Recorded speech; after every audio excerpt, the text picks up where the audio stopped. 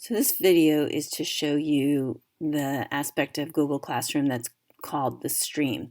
And what that really is that's a place for you to post updates to your class, for you to, as it says here, for you to communicate with your class.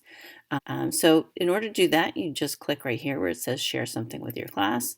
And then you have the opportunity to choose if you have other classes. You can have the post go to multiple classes. We'll just keep it for this one. And it's also set for all students. And then you just type in what you want to say. So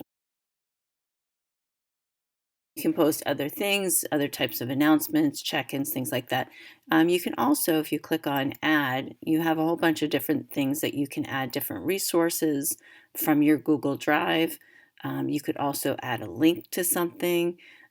You can insert a file or upload a file, and you can also insert a link or have it embed a YouTube video. I'm going to go ahead and I'm going to click on file. And I'm going to go to upload, and I'm going to go to my desktop and do a little welcome picture. And then I'm going to just go ahead. I can add more files if I want as well, but I'm going to go ahead and click on upload.